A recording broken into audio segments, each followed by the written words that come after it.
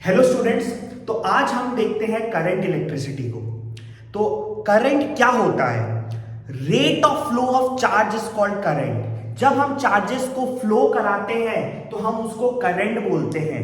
जब charges flow करते हैं तो उसको हम लोग बोलते हैं करंट। करंट को डिनोट करते हैं आई से, चार्ज को डिनोट करते हैं क्यू से, टाइम को डिनोट करते हैं टी से।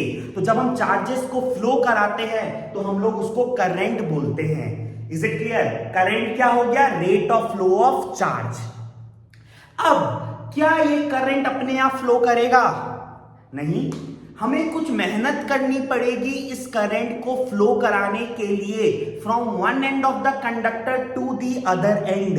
तो जो हम मेहनत कर रहे हैं इस करंट को फ्लो कराने के लिए from one end of the conductor to the other end, जो हमने वर्क डन किया in moving the charge from one end of the conductor to the other end is called potential difference. Potential difference क्या हो गया? मेहनत to move the charge, मेहनत to move the charge from one end of the conductor to the other end is called potential difference. Charges को flow कराने को current बोलते हैं और उस मेहनत को हम लोग क्या बोलते हैं? Potential difference. Is it clear? दो टर्म हमने देखा, करंट और potential difference. Rate of flow of charge is called current and work done in moving the charge from one end of the conductor to the other end is called potential difference. अब ये जो term है दोनों, ये आपस में related है। ये जो टर्म है आपस में रिलेटेड है। एक डेढ़ आना आया उस टाइम पे ओम, उसने क्या ऑब्जर्व किया? उसने ये ऑब्जर्व किया कि जितना ज्यादा करंट होगा उतना ही ज्यादा वर्क डन होगा। ओम ने एक लॉ दिया, ओम्स लॉ।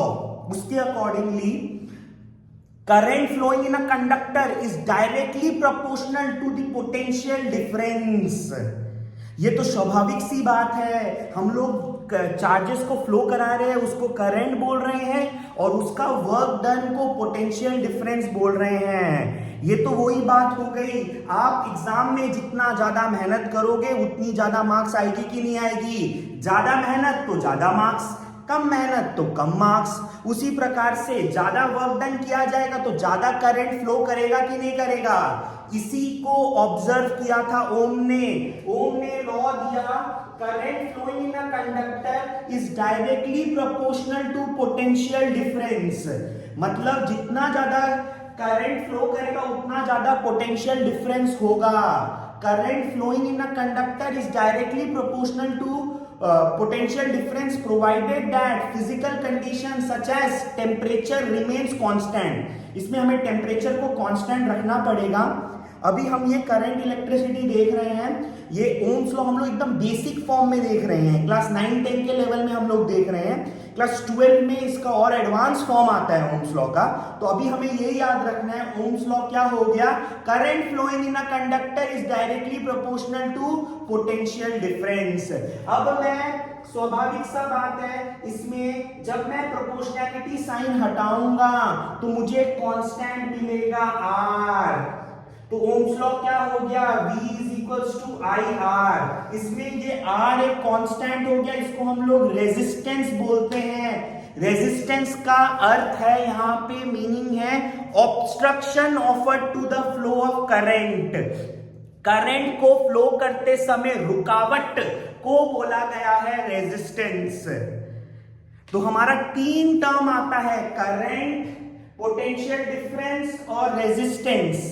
करंट क्या है? Rate of flow of charge. Charge अपने आप फ्लो करेगा नहीं, कुछ मेहनत करनी पड़ेगी हमें चार्ज को फ्लो कराने के लिए from one end of the conductor to the other end, उसको बोलेंगे पोटेंशियल डिफरेंस। ये दोनों टर्म आपस में डायरेक्टली प्रोपोर्शनल है। करंट बढ़ा तो पोटेंशियल डिफरेंस बढ़ा, करंट घटा पोटेंशियल डिफरेंस घटा। V is directly proportional to I। तो V is directly proportional to I, proportionality sign को हटाया, कांस्टेंट आया R। V is equals to I R. और इसमें R जो मिला हमें उसको हम लोग रेजिस्टेंस बोलते हैं। Resistance is the obstruction offered to the flow of current. Current को फ्लो करते समय रुकावट। अब हम देखते हैं, ये तीनों टर्म्स हमने देखा, अब इनका यूनिट्स के बारे में थोड़ा चर्चा करते हैं।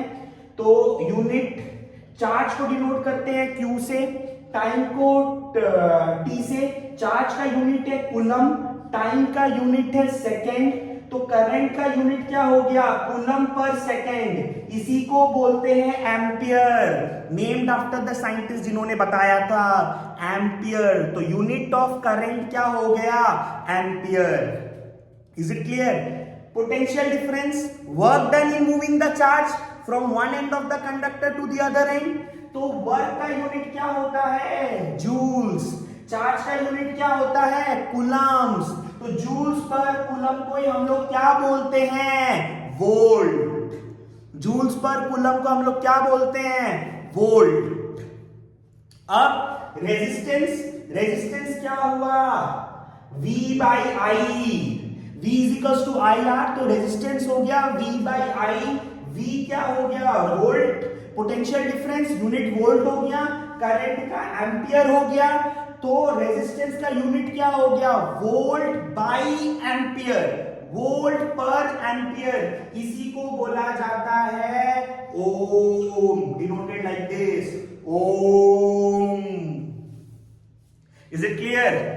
तो ये हो गया basic concept of current electricity. आज हमने बेसिक कॉन्सेप्ट देखा, करंट क्या है, rate of flow of charge I is equals to Q by T.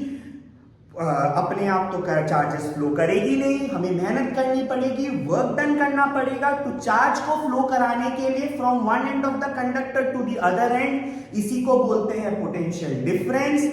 और V और I आपस में डायरेक्टली प्रोपोर्शनल होगा, तो V is directly proportional to I, तो V is equals to IR मिला, जिसमें R रेजिस्टेंस है, that is the obstruction offer to the flow of current.